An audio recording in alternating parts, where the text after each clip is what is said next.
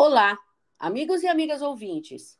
Eu sou Helena Sampaio e falo em nome da Rebraus, a Rede Brasileira de Letramento em Saúde. O episódio de hoje será focado no letramento em saúde em comunidades ribeirinhas. E para falar sobre isso, nossa convidada é a Ana Kedma Correa Pinheiro. Ela é enfermeira e mestre em enfermagem e atualmente é doutoranda em enfermagem pelo programa de pós-graduação da Escola de Enfermagem Ana Neri, da Universidade Federal do Rio de Janeiro. E aí, Ana Kedma, tudo bem com você? Seja muito bem-vinda. Olá, professora Helena.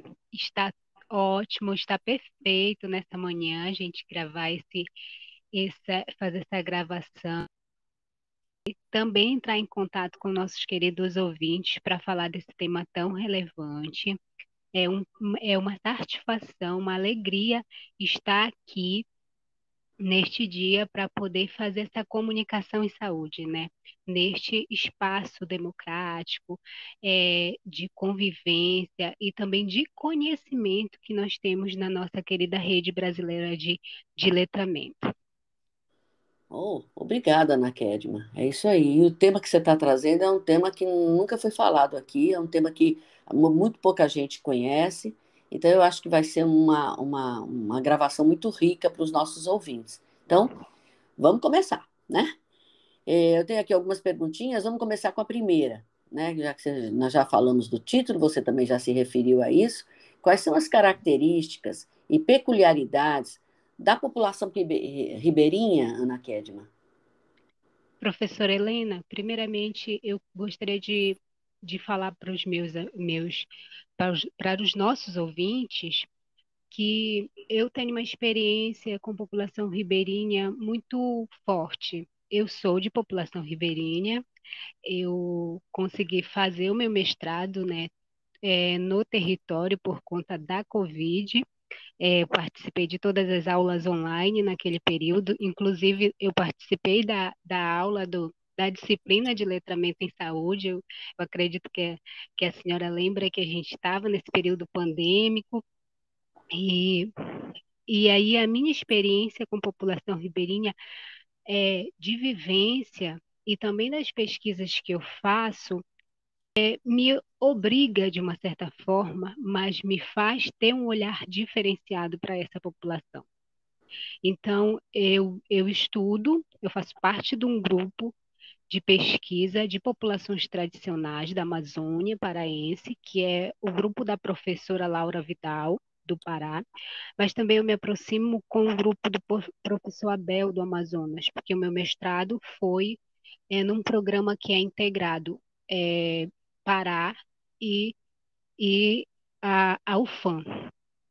E aí eu vejo que os estudos, de acordo com o estudo do professor Abel, eles caracterizam o ribeirinho em razão das características dos territórios que habitam, da relação estabelecida com a natureza, do perfil social e o modo de vida que é fortemente influenciado pelo fenômeno das marés, como enchente e vazante, já que essas populações vivem à margem dos rios, igarapés, igapós e lagos constituintes da região amazônica. É, essa é a definição principal do seu estilo de vida. Assim, os ribeirinhos vivem à margem dos rios e o seu modo está atrelado à intrínseca relação com a água e a floresta, que constitui o seu principal meio de subsistência e soberania alimentar. E há construções de relacionamento, e ali é o acesso principal também para os transportes, para eles transitarem naquela região. Estudo desses grupos, eles já nos revelam que o espaço ribeirinho, ele foi geograficamente, historicamente, politicamente, mas, sobretudo, culturalmente construído. Além disso, a sua história de luta por políticas públicas de alcance no território da Amazônia e comunidades os caracteriza como uma categoria política, porque todas as conquistas sociais e as conquistas de políticas públicas nós dizemos que foi uma conquista política de luta social. Nada, a gente sempre tem nos movimentos sociais, porque faz parte também de movimentos sociais de população ribeirinha, a gente diz que nada vem somente por bondade, tudo vem, tudo vem por luta social. Então, se a gente tem uma escola, se a gente tem um posto de saúde, se a gente tem uma unidade básica, tem uma história por trás daquilo, tem uma história de luta, de às vezes de gerações para que aquela população conseguisse aquela política pública. Então, eles são caracterizados como uma categoria política. Entretanto, professora, mesmo com todas essas lutas que perpassa por gerações, ainda não é contemplado o universo da população ribeirinha na sua essência. As suas necessidades ainda não são contempladas. Neste sentido, a gente pode resumir que as populações ribeirinhas elas estão em situações de vulnerabilidade social. A gente diz que é uma situação, é transitório, é nessa esperança que a gente tem que a nossa situação de vulnerabilidade social seja transitória, porque a nossa situação de vulnerabilidade está demarcada por aspectos geográficos, econômicos, sociais e educacionais, além da precariedade sanitária. A situação de vulnerabilidade social das populações ribeirinhas está totalmente atrelada à ausência de efetivas políticas públicas. Não é do modo de vida, que é essa chave que eu quero assim dobrar nos meus estudos. A gente tem um modo de vida dessa população e que é uma escolha viver naquele território. Mas, assim como todos os usuários e todos os cidadãos desse país, a gente também tem o direito de ter políticas públicas efetivas naquele território onde a pessoa escolheu viver.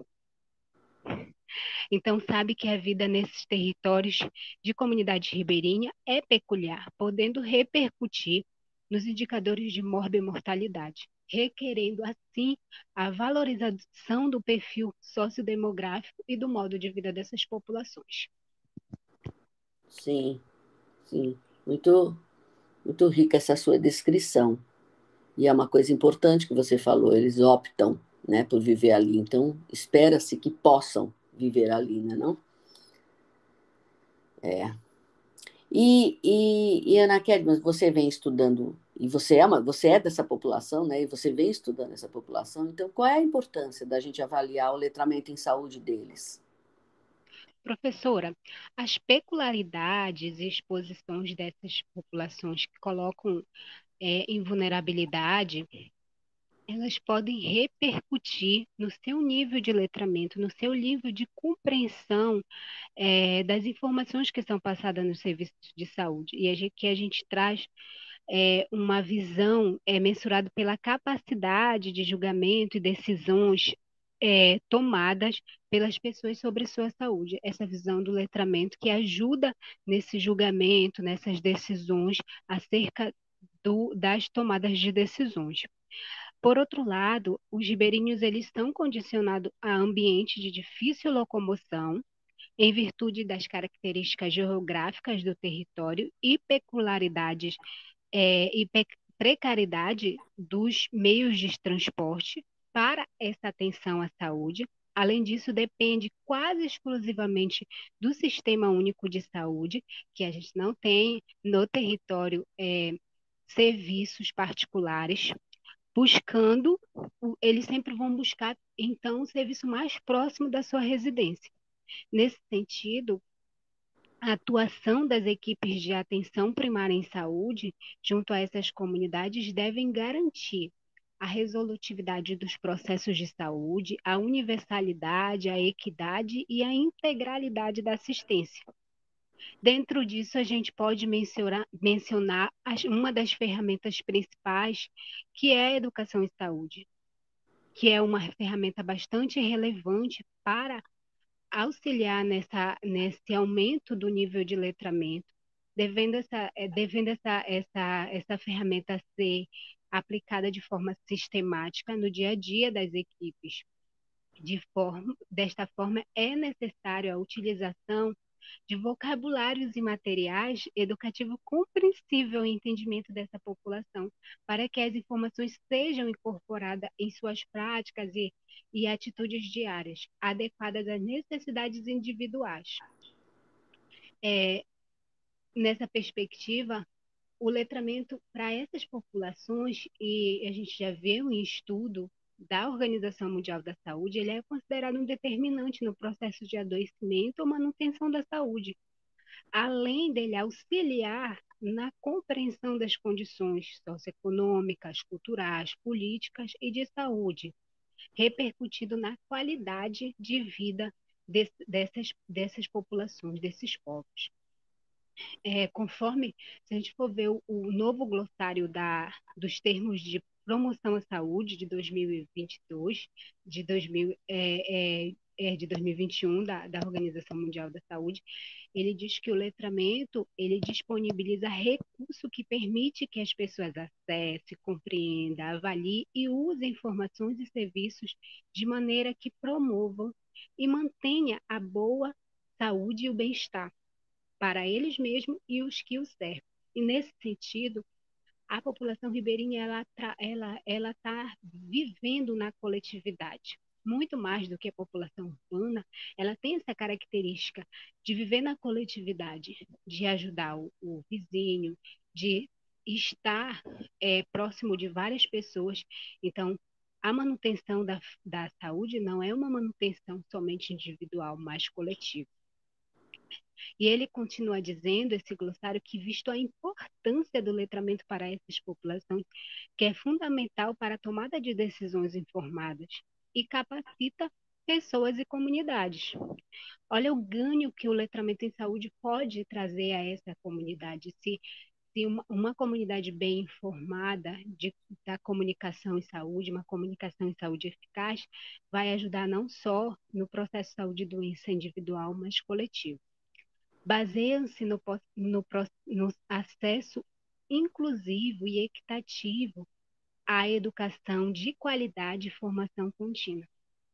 Então, o letramento ele é mediado por demandas culturais e situacionais que são colocados nas pessoas e muito importante que esse nova terminologia do letramento em saúde vem trazer e nas organizações e sociedade. Então, é um compromisso também das instituições de saúde trabalhar o letramento em saúde para que essa população e as populações, principalmente as mais vulneráveis, consigam autonomia no seu cuidado. Então, é fundamental capacitar as pessoas a tomar decisões sobre sua saúde pessoal e permitir o envolvimento na promoção coletiva para enfrentar os determinantes e condicionantes de saúde. Contudo, professora, a contribuição do meu estudo nesse sentido, da minha dissertação, é de respeito à oferta de subsídio para o planejamento loco regional em saúde. Então, isso é muito importante quando a gente fala de letramento com população, uma população muito específica. Nós precisamos olhar de uma forma diferente, de uma forma particularizada para essas populações. Então, esse subsídio, trabalhar o letramento nessas populações, vai ofertar um subsídio para aquele planejamento local e populações que tenham semelhança com aquela população, para aqueles que compartilham, né, de características semelhantes. Também contribuição para organizações de ações educativas na atenção primária em saúde, sobretudo na enfermagem, né, visando a implantação de práticas de enfermagem compatível com o nível de letramento dessa população. E a gente pensa que vai favorecer, né, a idealização de políticas públicas de saúde para a população ribeirinha, que vise a oferta equânime, resolutiva de serviços para subsidiar tanto o ensino, educação e saúde, utilizando estratégias, aquilo que a gente chama adequada e congruente com o modo de vida das pessoas. Uhum. Eu vou perguntar um pouco mais da sua dissertação, mas antes disso eu fiquei curiosa aqui. Você falou da dificuldade de acesso ao SUS desse povo. Então, me diz uma coisa que eu fiquei curiosa aqui. Dentro do território mesmo, tem unidades básicas de saúde? Ou eles têm que realmente pegar o transporte para ir? Tem sim, professora Helena. A gente tem uma política agora, uma política de saúde integral das populações do campo, da floresta e das águas. Teve um acréscimo, colocaram as populações das águas, que contempla muito as populações ribeirinhas. E essa política, também a PNAB, ela já garante as modalidades ribeirinhas, que são duas modalidades que a gente tem a Estratégia Saúde da Família Ribeirinha, que é uma estratégia é, fixa no território, é uma unidade de saúde, uma estratégia de saúde da família, então tem equipe composta pelos profissionais que compõem uma estratégia de saúde da família, e tem a unidade básica de saúde fluvial, que ela tem um caráter itinerante. Então, ela é uma equipe maior, tem odontólogo, pode acrescentar outros profissionais e ela faz atendimento no território de forma itinerante. Então, ela sai 20 dias, atende 5 comunidades, retorna, tem o processo do descanso, que é 10 dias, e aí ela vai retornar de novo para atender as comunidades. Aonde eu fiz a pesquisa, onde eu fiz a pesquisa foi no município de Abaetetuba, no Pará. A gente tem 5 unidades dessa fixa, Estratégia Saúde da Família Ribeirinha, que são divididas dentro do território. Normalmente ela vai atender de cinco comunidades, uma média, e tem também a UBS Fluvial, que ela atende um pouco mais de comunidades, que atende mais ou menos umas 9 comunidades. E essa UBS Fluvial, ela passa um período no território, num território que comporta mais 5 comunidades, e no outro mês ela vai para outro território. Então, ela vai atender, passar nessas comunidades de 2 em 2 meses. Que interessante. E essa itinerante, ela é equipada para fazer esses atendimentos? Ela já tem todo o material dentro É, do bloco? É um barco, é? é um barco, professor, é um barco é, que ele tem as salas, tem todos os ambulatórios, né? Dividido, tem vacina, tem os atendimentos de atenção primária. Vai odontólogo, e tem os equipamentos odontológicos, tem a equipe médica, o enfermeiro que vai organizar também o serviço, o enfermeiro que faz o atendimento assistencial, né?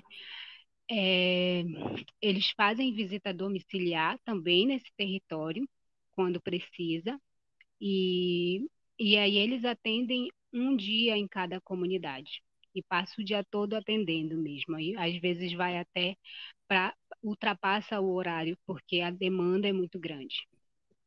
E existe uma periodicidade fixa de retorno à mesma comunidade ou não? Sim, professora, esse agora, por exemplo, lá no território onde a gente tem, em Abaetetuba, a gente tem a UBS, ela atende 2 territórios, né, que a gente chama que é um grupo de comunidades próximas. E Hum. então ela vai para passar de 2 em 2 meses naquele território. Nossa, que interessante, né? Você vê, né? Eu, e aí acredito que muitos de nós temos total desconhecimento dessa rotina, dessa operacionalização da atenção. Muito interessante isso.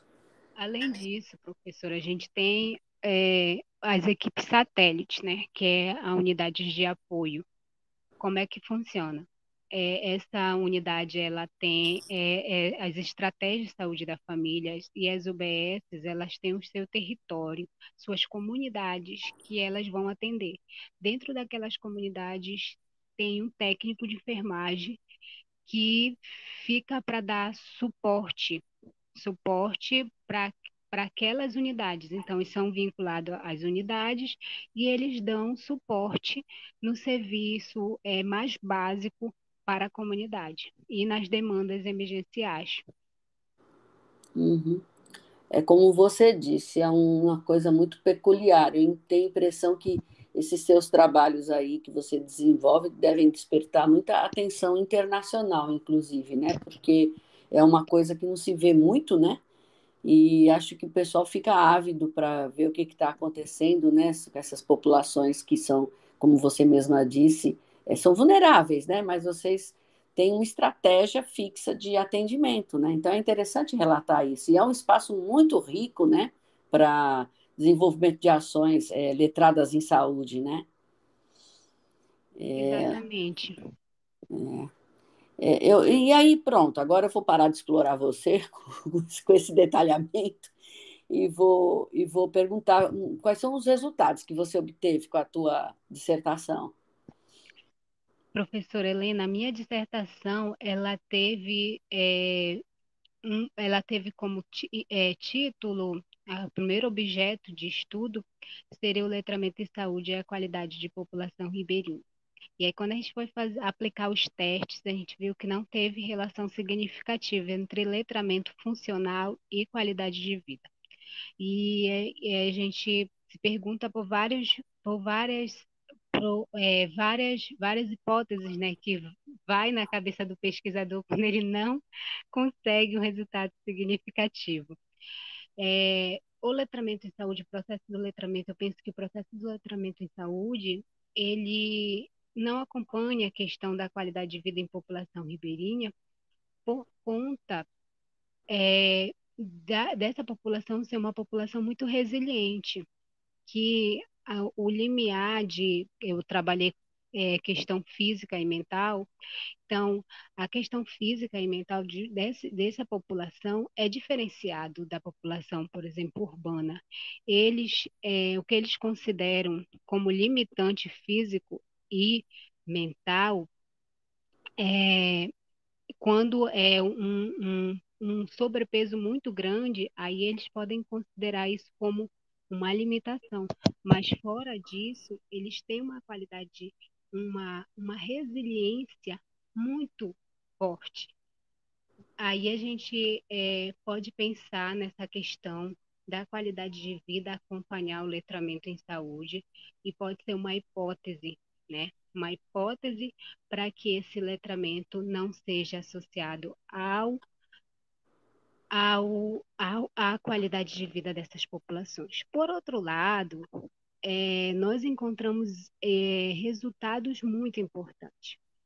Encontramos que a cada 10 pessoas, 6 pessoas têm letramento funcional inadequado.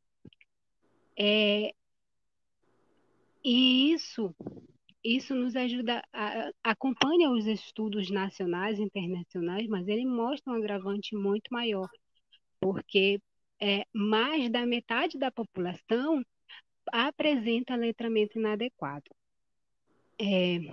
Porém, a gente menciona que um dos resultados, quanto melhor a qualidade de vida física, maior a habilidade de leitura, maior a pontuação nos trechos, né? Eu trabalhei o teste de letramento em saúde, que avaliava habilidades numéricas e de leitura. Então, mesmo não tendo relação com o nível de letramento, nós vimos que a qualidade de vida física ela interferia na habilidade de leitura dessas populações. As pessoas que apresentaram melhor letramento funcional em saúde foram aquelas que residiam na comunidade que estavam implantadas ao serviço e que tinham acesso à internet. e exerciam um trabalho formal. Nesse ponto, a gente já chama atenção, mesmo a minha investigação não sendo uma investigação de instituições letradas em saúde, aqui a gente já olha o quanto o serviço de saúde ele impacta no letramento de saúde dessa população. E a população, o incrível que a gente achou, um resultado importante foi que quando essas populações, a população que residia mais distante desse serviço, foi a que teve pior letramento em saúde. Eu considero isso um resultado muito relevante, que comprova o quanto o serviço e a proximidade de ações e serviços de saúde nessas comunidades, ela favorece o letramento em saúde e as tomadas de decisões em saúde. Outra questão que nós vimos foi que quanto menor o letramento em saúde, ele era associado ao consumo de água direto do rio. E aqui a gente tem a questão do saneamento básico, que é um dos objetivos do desenvolvimento sustentável, que é essa qualidade da água, qualidade do saneamento básico, para a diminuição dessa pobreza, para a diminuição das desigualdades sociais. Outra questão que a gente viu é essa questão da comunicação, que aqueles que tinham melhor letramento em saúde, eles tinham acesso à internet, e aqueles que tinham pior letramento em saúde não tinham nem posse de telefones, aparelhos de telefones. Então, esse processo de conhecimento também é importante, o letramento midiático, né, o letramento eletrônico, que vem por vias desses instrumentos, ele auxiliam na melhora do letramento em saúde. Aqui a questão também do letramento do trabalho, que foi uma das vertentes que apareceu no nosso estudo, que aqueles que exerciam um trabalho formal tinham melhor letramento em saúde do que aqueles que trabalhavam na agricultura e pesca artesanal e também eram aposentados. Então, que a gente faz uma relação com o processo também de histórico de educação do nosso país. Essas populações, elas poderiam não ter oportunidade de acesso à educação, visto que a gente entrevistou todas as pessoas com idade igual ou maior que 18 anos. Então, ali, os idosos poderiam não ter acesso à educação, porque a escola, em alguns locais, nem escola tem de ensino médio. Eles têm que ir para outra localidade, que tem também a dinâmica da maré, não é a todo momento que podem passar, que a gente chama de furo, né? Que é um rio menor, um rio pequeno, então seca, então tem um período de passar. Então, isso pode estar interferindo. As pessoas que exercem trabalho de agricultura e pesca artesanal normalmente têm uma relação com o nível educacional dessa pessoa e com as ofertas de ensino para aquele território. Gostaria de comentar alguma coisa, professora? Que a gente tem Não, vários. vai falando que eu estou gostando desse negócio. Outra coisa que foi comprovado também, que em muitos estudos já traz esse resultado, é que o letramento funcional em saúde, ele reduziu com o aumento da idade. Então, o fato de ter aposentados com menor letramento em saúde, aqui a gente já relaciona com a questão dos idosos, porque quanto menor o letramento, menor a idade, maior o letramento. Quanto maior a idade, menor o letramento. Isso já tem sido bem estabelecido nas literaturas nacionais e internacionais, mas o que eu trago de novidade nesse resultado é justamente os processos de educação e o processo de implantação desse serviço educacional que está sendo estabelecido naquele território. Outra questão que a gente pode ter relação com essa questão da idade é também a questão da escolaridade, que aumentou o letramento em saúde com a elevação da escolaridade. E aí a gente já é sabido isso na literatura, mas a gente pode trazer pessoas mais idosas, pessoas com menos escolaridades, estão relacionadas também a oportunidades de, de, de educação naquele território, a oportunidade de, de escolas disponível, sabendo que ali naquele território a gente não tem o ensino superior, tem que se deslocar para a cidade público, o ensino superior não tem o ensino superior público, e naquele território nem todas as comunidades têm ensino médio, somente ensino fundamental. Uhum. Realmente.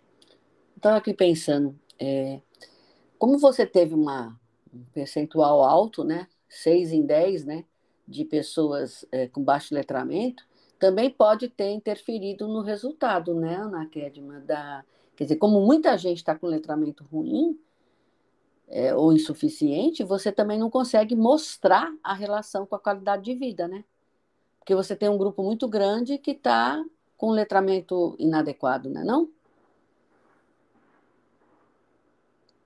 Penso eu, né? O que é que você acha? Professora, Pronto, ótimo. Você tinha sumido. apagou a tela, justamente aquilo que nós conversamos. Eu Ah, isso coloquei aí. no tempo máximo aqui, mas apagou. Mas eu acredito que também tenha essa relação. Acho que pelo, sim, quanti, né? pelo quantitativo de letramento, de pessoas com letramento inadequado. É bem aquilo que eu falei no início, né? Pode não ter é, acompanhado a qualidade de vida com o nível de letramento. Por isso que ele tem relação só com a questão da leitura, que ele teve um resultado já associado. É. Agora, interessante esse aspecto que você comentou da resiliência, né? Eu acho que é uma população que, de qualquer maneira, passa por sofrimento para conseguir acesso à saúde, né? Então, pode ser que eles. É diferente de uma pessoa que acha que tem direito e que está tendo acesso, né? Então, a pessoa talvez ela note mais falhas e fique insatisfeita, né? Com alguns aspectos da saúde física e mental. No caso deles, se eles são resilientes tem que ser uma coisa muito pronunciada para que isso chegue a interferir no que eles consideram qualidade de vida, né, não? Exatamente, exatamente, professora. Nesse sentido que eu trago, eu faço aquela hipótese, né? Porque eu acredito que precisa mais eles revelar, esses estudos ajudam a revelar, né? Quais vulnerabilidades eles estão expostos e ajudam também a essa população a empoderar eles nesse sentido de reconhecer as fragilidades daquele território. Por outro lado, a gente tem que essas populações elas ganham uma força a mais também com esse processo de empoderamento político, ganham uma força maior no sentido de ser da positividade da vida, entendeu, professora? Porque não é qualquer dificuldade que eles vão considerar como limitante. A gente tem uma resiliência muito grande, mas uma positividade no sentido de alcançar os objetivos. Eu não sei se eu consegui me expressar, mas é no sentido do conceito de felicidade mesmo, que esses povos têm. Entendi sim, se expressou bem sim, entendi sim, entendi sim. É uma peculiaridade mesmo, né? Exatamente. E Ana Kedma, quais são bom, você já deu várias pistas para nós, mas assim, concretamente, quais são os desafios para aumentar o letramento, ou melhorar o letramento em saúde dessas populações ribeirinhas? Professora, eu só queria comentar uma questão que é muito relevante, em relação ao resultado, que Hum, acho que dá uma discussão e uma alerta muito grande. A gente encontrou que as pessoas que iniciaram as suas atividades laborais mais cedo tinham menor letramento em saúde. E isso nos hum, ajuda a ver a questão do trabalho infantil naquele território, às vezes visto com naturalidade ou é, treinamento de habilidade, mas aqui a gente já traz, e teve também relevância na qualidade de vida física, teve pior qualidade de vida física que eles começaram mais cedo. Isso já comprova o que muitos estudos vêm trazer em relação ao trabalho infantil, que isso não favorece nenhum aspecto da vida da pessoa e também atrapalha na sua compreensão do serviço de saúde. certo, exato. Então, aqui os desafios. Qual é os desafios para a gente aumentar esse letramento em saúde? Primeiro, a gente tem um desafio para os gestores. Num território tão vasto, tão amplo, a gente precisa que esses gestores sejam sensibilizados quanto essas políticas de população ribeirinha. Decidir, ter decisões, de políticas no seu planejamento para essas populações, que visem diminuir a alta rotatividade desses profissionais. Para o seu enfrentamento, eu elenquei três pontos importantes que eu acho dessa alta rotatividade, que requer a valorização do profissional, isso com condições justas salariais, esses profissionais que vão fazer atendimento à população ribeirinha, incentivo gerencial de reconhecimento do servidor. Nós precisamos também motivar esse servidor a respeito do seu trabalho, que é um trabalho com vários enfrentamentos, enfrentamentos de maresia, enfrentamento de questões estruturais. Então, precisa um reconhecimento dos gestores acerca do trabalho desse servidor e também trabalhar a saúde do trabalhador. Importante ter implantado nos municípios, no estado, nos aspectos também federativos, né? Ou a saúde desses trabalhadores que trabalham com essa população. Além disso, nós temos as condições adequadas de trabalho em saúde, medicamentos disponíveis para aquela população, que por vezes não tem uma farmácia nem para comprar esses medicamentos, então precisa ter medicamentos disponível ali para que ele possa fazer o seu atendimento. Estrutura física adequada, então a gente precisa ter um prédio com as adequações normativas estabelecidas. Além disso, tem que ter acesso de pontes, de, de, de atracações de embarcações, porque é uma população específica. E também os serviços eles precisam estar equipados, ter os equipamentos mínimos para se ter um trabalho de qualidade. E condições também logísticas. Nós estamos falando de uma população que o profissional vai precisar de transporte fluvial, equipamentos de segurança para a sua para a sua para o seu transporte, para o seu deslocamento, e precisa também de local de moradia. Por vezes, esses profissionais não são do território. A gente ainda está no movimento de formar as pessoas, as populações ribeirinhas. Eu sou fruto de população ribeirinha, mas a gente ainda tem muitos profissionais que vão para o território por falta desses profissionais de saúde. Ademais, a gente precisa de efetivações, né, de políticas públicas transversais do letramento em saúde, então, em que inclui escolas, denominações religiosas, é, tra- que tragam educação de qualidade, saneamento básico, saúde e bem-estar para essa população.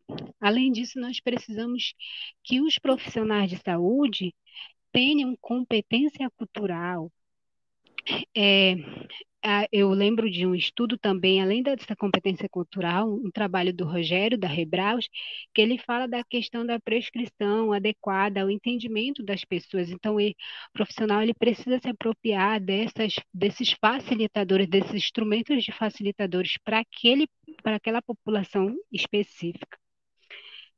Profissionais, nós precisamos naquele território de profissionais resolutivos, a partir dos pressupostos do letramento em saúde. O trabalho da Flaviane, né, César, ela vem trazer questões importantes sobre um profissional resolutivo, né, que tenha entendimento que tenha habilidades, competência, atitude, que busque adequações nas práticas do letramento em saúde, que veja um serviço organizado e acessível aos usuários, que tenha empatia, responsabilidade, compromisso, que se sinta responsável pelo letramento desses usuários, que reconheça o cuidado também centrado na pessoa, que reconheça o letramento como prática do seu dia a dia, que adeque a sua linguagem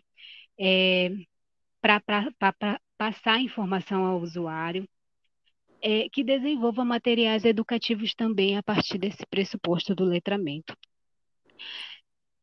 Além disso, valorização do modo dos ribeirinhos e linguagem não violenta. Eu acredito que quando a gente não usa aquilo que a Flaviane fala, que é adequar essa linguagem, a gente está causando uma violência para aquele território, para aquela realidade, para aquele modo de vida. Além disso, a gente precisa ter o diagnóstico territorial, individual, comunitário e individual do letramento em saúde. Então, investigar qual é o letramento dessas pessoas. Para a população, o letramento em saúde ele traz empoderamento político, inserção no controle social e incentivo para o cuidado de si e dos outros. Uhum. Você colocou aí 3 pontos que são desafios mesmo: trabalhar em nível de gestores, em nível de profissionais e em nível de população, né? É bem amplo mesmo, é desafio mesmo, né? Não é desafio só retórico. É desafio, professora. Quando eu fiz a minha dissertação, a gente sempre fica, quem é do letramento sabe que tem que dar uma devolutiva.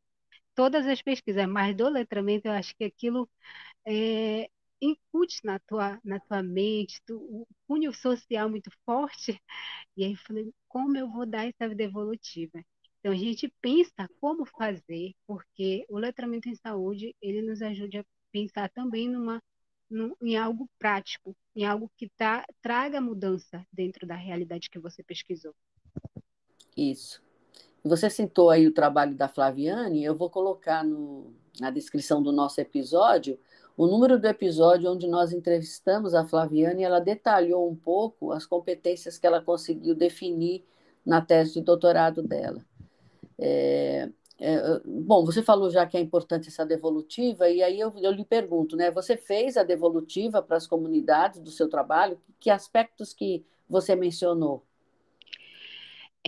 Eu estava mencionando, né, que fiquei com esse compromisso e também pensando como eu ia dar essa devolutiva de uma forma efetiva. Então, eu fui à rádio, fiz uma entrevista sobre o que é esse tal de letramento em saúde e quais os resultados do meu estudo para aquela população. Então, eu fui à rádio comunitária e eu relatei vários pontos que eu acho principal. Para a população é a questão do empoderamento é, da comunidade a respeito do letramento. E eu deixei bem claro naquela minha fala que nós, profissionais, nós estudamos um período longo para saber os termos técnicos, mas a população não tem obrigação nenhuma de saber os termos técnicos que nós utilizamos. E tentei empoderar eles nesse sentido, para que quando eles fossem a alguma consulta ou algum atendimento, que fizessem perguntas sem medo, porque as pessoas ainda estão retraídas no sentido de perguntar para o profissional. O profissional ele está nessa posição mais alta, se coloca numa posição mais alta que o usuário, que faz com que essas comunidades, com que essas populações se sintam envergonhadas de fazer é, o processo de compreensão, eu diria, de compreensão do cuidado em saúde. Outra questão que eu falei foi sobre a competência em letramento em saúde para profissionais. E falei também sobre gestores letrados em saúde, que foi essa questão aí que eu apresentei nos desafios, mas também falei de uma forma que, que pode trazer uma esperança para esse gestor e para esse profissional, para que eles possam implantar no seu dia a dia o letramento em saúde. Apresentei de forma sucinta os resultados, porque foram bastantes, então eu trouxe só os mais relevantes. E aí, nesse sentido, eu tentei trabalhar nesse dia o empoderamento dos usuários, as competências de um profissional a partir do letramento em saúde e também as instituições letradas em saúde. Uhum. Essa devolutiva, ela é praticamente, ela é obrigatória. Muitos de nós terminamos os estudos e não fazemos, né? Mas, assim, eticamente, ela seria obrigatória mesmo, né? E é onde você contribui para o letramento, porque quando você começa a passar, por exemplo, essa informação que você disse, não tenha vergonha, nós falamos mesmo difícil e a gente não sabe falar fácil. Às vezes, vocês têm que fazer a gente saber falar fácil, né? Então, eu acho que esse perder a vergonha de perguntar e perder a vergonha de mostrar que não está entendendo é uma coisa fundamental, né? E você colocou isso na rádio, né? Bem legal isso, bem interessante. O próprio CNPq, Ana Kedma, ele está fazendo isso com a gente nos últimos anos, né? Ele faz, quando a gente termina uma pesquisa financiada, ele coloca o pesquisador coordenador, ele coloca o pesquisador coordenador para fazer uma gravação, pode ser uma gravação tipo essa que nós estamos fazendo agora, né? Apenas a gravação, ou pode ser um pequeno vídeo, mas é onde eles pedem que a gente traduza os nossos resultados de uma maneira que seja diretamente útil para aquele usuário que participou do estudo, né? Porque falar difícil os relatórios já falam, então nossos colegas, nossos pares estarão entendendo os relatórios, né? Mas a função principal de uma pesquisa é trazer um benefício para a comunidade, né? Então esse retorno é importante, né? Aí eles colocam lá para nós, mas eu nunca vejo tanta divulgação quanto deveria, não. Mas eles colocam para a gente que é para disponibilizar para a comunidade a nossa gravação. Eu não sei até que ponto chega na comunidade essa gravação que a gente faz para o CNPq, porque tem que olhar os canais de comunicação do CNPq com a comunidade. Mas, por exemplo, a tua iniciativa de ir para a rádio comunitária, aí sim, essa daí chega, porque a turma está ouvindo, né? Exatamente, professora, no horário que eles escutam, o programa que eles escutam, então eu tive essa possibilidade de estar compartilhando meus resultados nesse sentido. Muito bom. E outra coisa, né? Eles viram uma pessoa que fala difícil e fala fácil, né? Porque eles viram uma pessoa que é do território, não é? Que aprendeu letramento, que levantou uma pesquisa, que é formada para falar difícil, mas que conseguiu se aproximar também, cria a empatia necessária para eles prestarem atenção e acreditarem, né? Exatamente, a gente tem que tentar a todo momento soletrar a informação, né? Soletrar a informação para aquele público. Esse é o nosso desafio enquanto profissional. Exatamente, exatamente. Muito bom. E tem mais alguma coisa que eu não tenha perguntado que você gostaria de acrescentar para os nossos ouvintes, Ana Kedma? Eu agora, no momento, estou no doutorado, né? Estou pesquisando letramento em saúde, agora de um aspecto mais multidimensional. Então, nós vamos ver as fragilidades e potencialidades, mas no serviço de saúde, né?